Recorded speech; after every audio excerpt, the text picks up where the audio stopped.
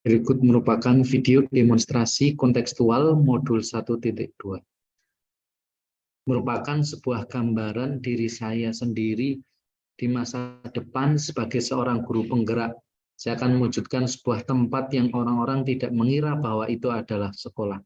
Karena di sana yang ada hanya kegembiraan, riuh anak-anak bercengkrama, kebebasan berekspresi yang menjunjung tinggi adat, ekspresi tanpa paksaan, dan ciptaan dari para tangan mungil untuk masa depan.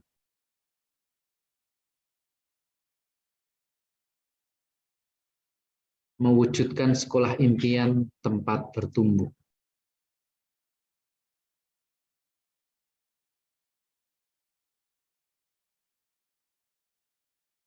Saya di masa depan sebagai seorang guru penggerak, perubahan yang saya lakukan harus mencakup banyak hal dan harus dimulai dengan menciptakan sebuah sistem atau kultur positif pendidikan dalam tempat belajar yang tidak terbatas ruang dan waktu.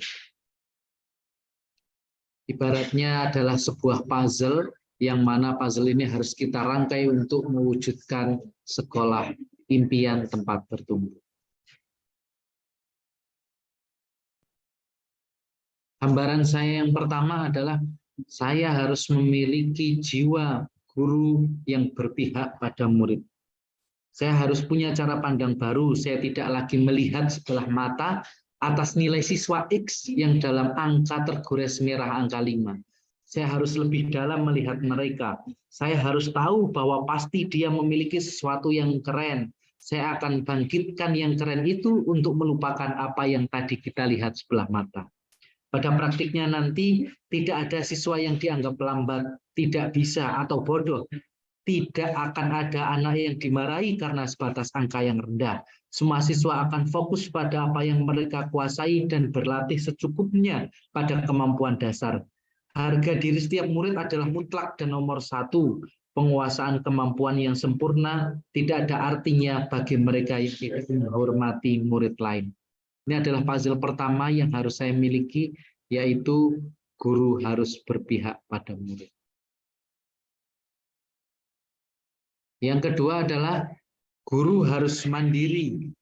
Guru harus belajar secara aktif. Semua belajar untuk memulai dari diri sendiri. Setiap guru harus menguasai minimal 3 metode expert, 3 metode dalam tataran expert. Saya harus mandiri, artinya guru harus selalu ada dan terlibat dalam perubahan.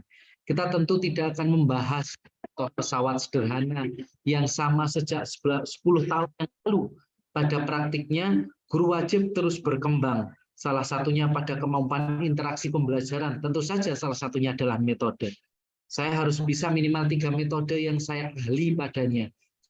Saya harus tahu apa yang sedang terjadi sekarang di sekitar dan di dunia luar. Saya harus berbicara masa depan, tidak terjebak pada hal-hal membosankan dan formil saja.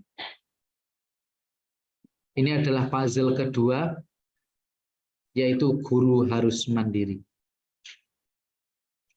Yang selanjutnya adalah reflektif.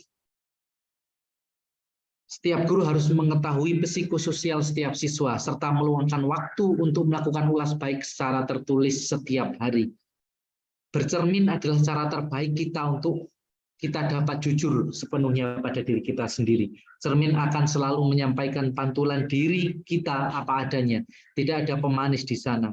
Melalui refleksi kita dengan jujur menilai diri kita. Dimulai dengan menuliskan apa yang terjadi dan apa yang seharusnya terjadi untuk mencapai tujuan saya. Kita harus secara rutin meluangkan waktu, di mana refleksi ini sangat penting sehingga kita bisa menghasilkan sebuah kultur, sebuah ruang kelas yang sangat nyaman, sehingga kita tidak selalu membenarkan diri sendiri, tapi kita harus berkaca pada apa yang sudah kita lakukan. Ini adalah puzzle ketiga. Kemudian yang keempat adalah saya harus kolaboratif, yaitu setiap akhir pekan guru wajib melakukan sharing atas refleksi dan coaching 3 metode expert mereka bersama seluruh pendidik dan tenaga kependidikan. Saya punya permisalan, satu manusia dalam sehari bisa membaca dan mempelajari maksimal 1 buku saja. Bandingkan jika melalui kolaborasi, kita punya 20 rekan sejawat, setiap orang menguasai satu buku, lalu ciptakan ruang diskusi dalam satu hari itu juga, kita akan dapatkan setidaknya lebih dari 10 buku. Sharing adalah sarana hebat. Bayangkan, kita yang tubuhnya hanya satu, dapat merasakan 10 pengalaman pembelajaran yang berasal dari orang lain. Pada praktiknya, setiap akhir pekan atau weekend ada agenda wajib sharing dan coaching. Adalah puzzle keempat untuk mencapai tujuan, yaitu sekolah yang dapat menumbuhkan. Yang selanjutnya adalah inovatif. Kita harus bisa membuat murid terkesan. Kita tidak boleh menjadi guru lawas yang perkataan dan benda yang diajarkan setiap tahun tidak berubah. Kita perlu terus menciptakan hal-hal baru.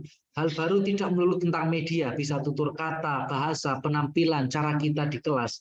Mereka guru harus selalu diasupi pelatihan yang bertema, serta mengalokasikan pelatihan yang tidak searah. Setidaknya harus ada FGD atau RTL di sana. Jadi pelatihan tidak sekedar searah saja, tapi kita harus berbasis proyek. Ada forum group discussion-nya, ada rencana tindak lanjutnya. Ini adalah puzzle kelima, sehingga kita bisa mencapai atau mewujudkan sekolah impian yang dapat menumbuhkan. Sekolah tempat bertumbuh, inilah sekolah impian yang didambakan dan dapat menumbuhkan. Terima kasih.